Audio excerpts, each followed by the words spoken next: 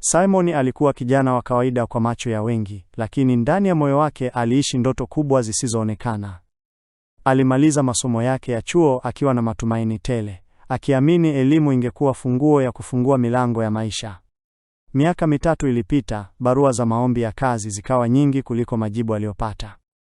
Kila kukicha, aliamka kwenye chumba kidogo cha kupanga, chenye dirisha dogo lililopitisha mwanga wa asubuhi kwa aibu, akijifariji kuwa kesho itakuwa bora.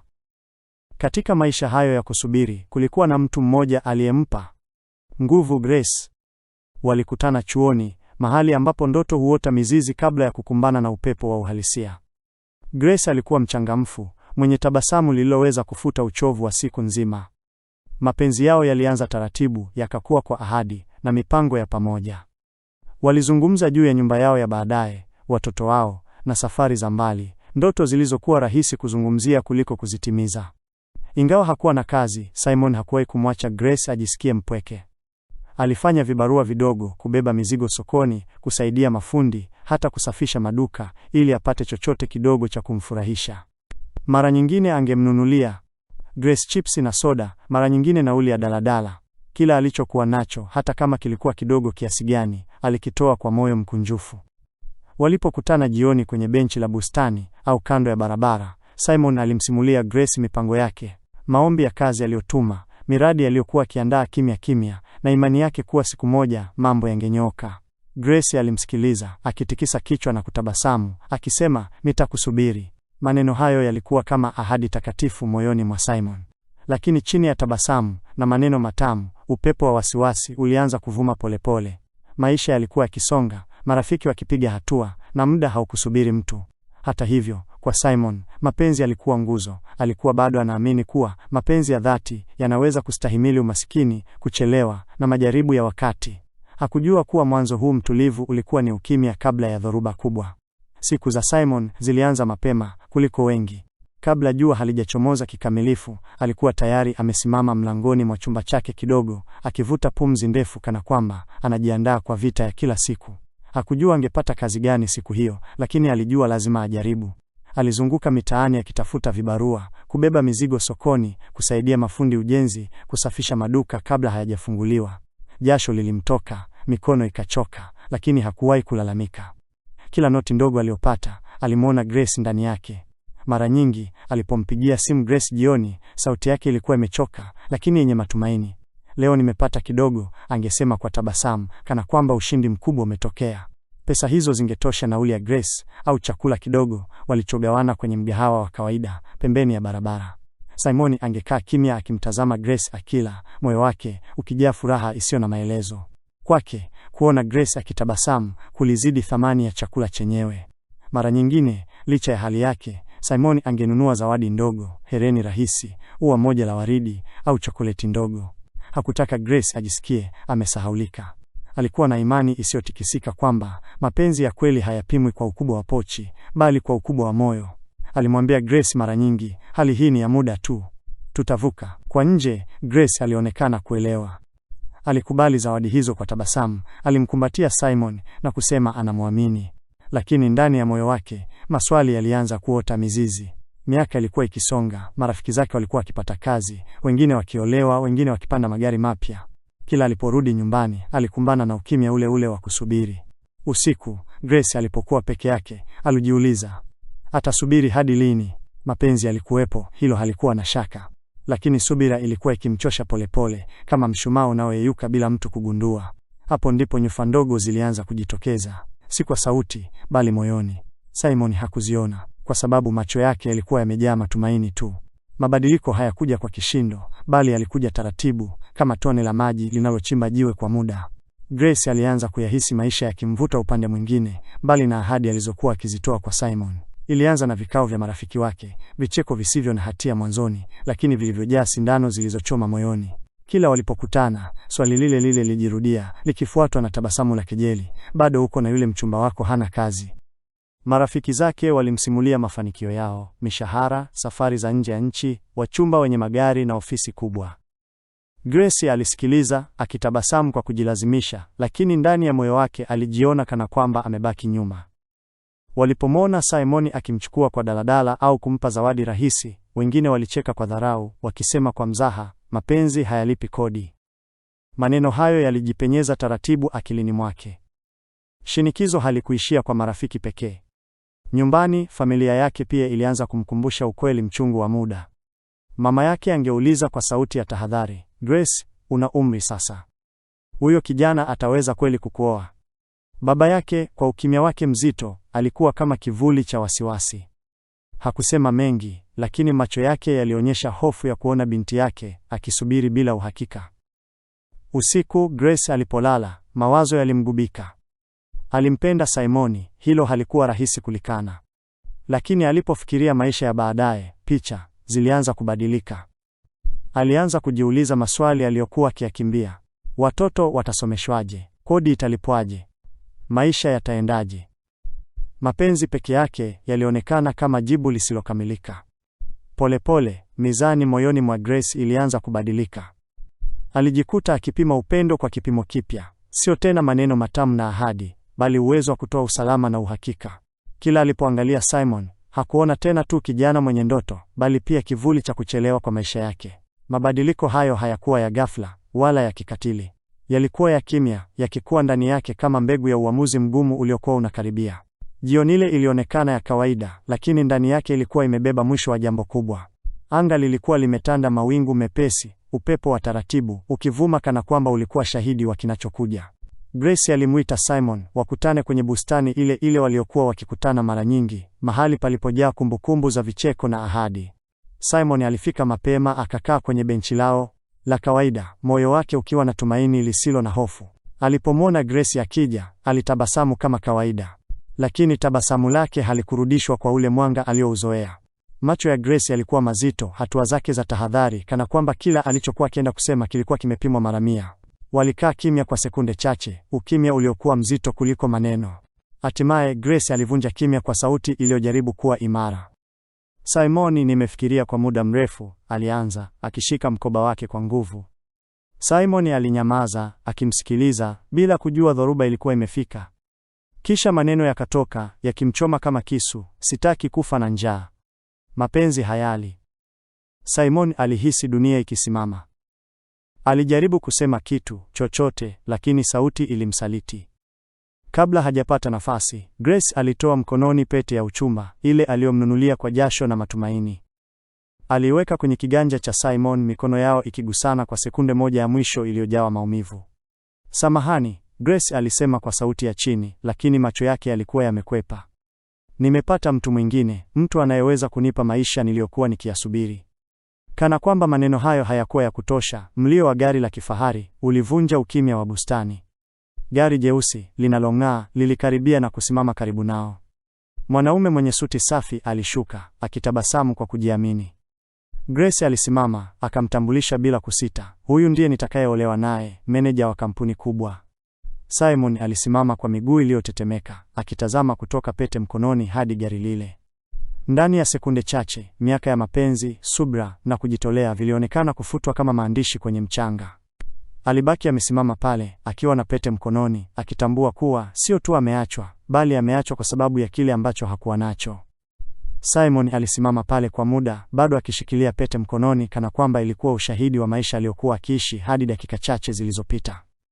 Alipoona Grace akigeuka kuondoka, kitu ndani yake kilivunjika kabisa. Kwa sauti iliyochanganyika na hofu na tumaini la mwisho, alimuita, Grace, tafadhali, nipe muda tu. Najua hali yangu sasa si nzuri, lakini nina ndoto, nina mipango. Tafadhali usiniache hivi. Watu wachache waliokuwa bustanini walianza kutazama. Baadhi walipunguza mwendo, wengine walijifanya hawasikii, lakini macho yao yalikuwa wazi, wakisubiri kinachofuata kama sinema ya bure. Grace alisimama kwa sekunde chache, uso wake ukionyesha mkanganyiko, lakini kabla hajajibu, yule mwanaume tajiri alijisogeza mbele kwa hatua za kujiamini. Alimtazama Simon juu hadi chini, akitabasamu kwa dharau, kisha akacheka kwa sauti ndogo iliyojaa kiburi. Muda, alisema, akitikisa kichwa. Wewe una muda, sisi tuna maisha. Maneno yake yalikatiza pumzi ya Simon. Kabla Simon hajajibu, mwanaume huyo alichomoa pochi yake, akaivua noti moja ya 10,000, akaikunja kwa dharau. Akaimrushia Simon noti ile, ikidondoka chini karibu na miguu yake. "Nenda ule," alisema kwa sauti ya kejeli, kana kwamba anampa mbwa chakula. Kicheko kidogo kilisikika kutoka kwa watu waliokuwa karibu. Wengine waligeuza nyuso zao kwa aibu, lakini madhara yalikuwa tayari yametokea. Simon alihisi moto ukipanda usoni, macho yake yakachoma kwa machozi aliyojaribu kuyazuia. Alitazama ile noti ardhini, haikuwa pesa iliyomuuma, bali ujumbe uliokuwa umebebwa nayo. Grace alisimama kimya, hakusema neno. Ukimya wake ulikuwa mzito kuliko kejeli ile. Simon alipoinama kuichukua ile noti, mikono yake ilitetemeka. Kwa sekunde ile, alihisi hadhi yake, heshima yake, na utu wake vikipigwa teke hadharani. Alisimama akatazama Grace kwa mara ya mwisho. Hakukuwa na maneno tena. Aligeuka na kuondoka taratibu, huku macho yake yakiwa mazito kwa maumivu yasiyokuwa na sauti. Ndani ya moyo wake, kitu kilizimika kabisa, lakini mahali pake, kulianza kuota kimya kimya kitu kingine. Kiapo cha kubadilisha hatima yake, hata kama ulimwengu ulikuwa umemcheka. Baada ya siku ile ya fedheha, Simon hakurudi tena kwenye maisha aliyokuwa akiishi. Chumba chake kidogo cha kupanga kilibaki kimya, dirisha lake likifungwa kwa siku mfululizo kana kwamba halina mwenyewe. Simu yake ilikuwa haipatikani, na wale wachache waliomfahamu walipojaribu kumtafuta, walikuta namba yake haipigi.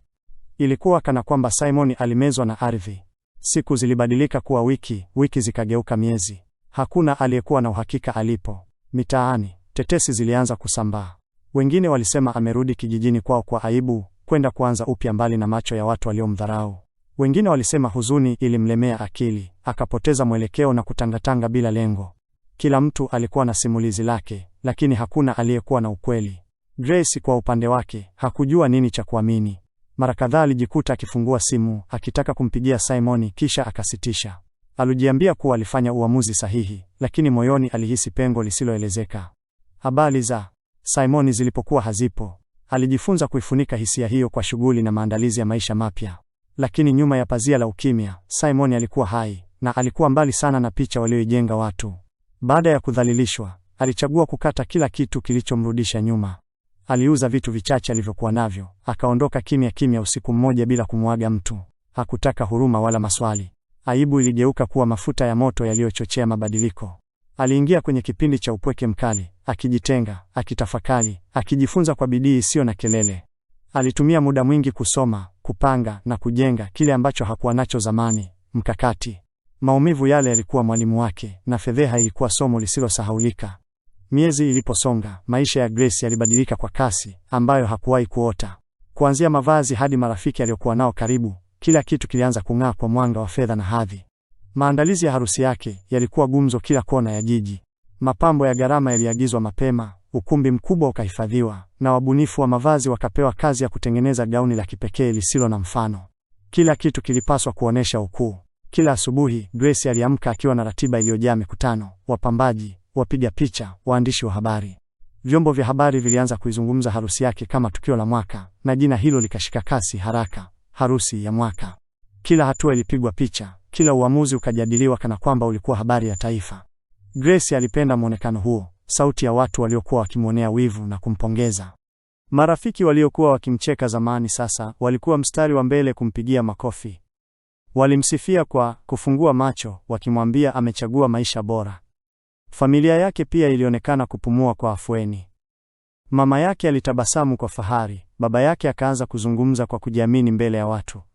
Ndani ya macho yao, Grace alikuwa ameolewa si tu na mwanaume, bali na mustakabali salama.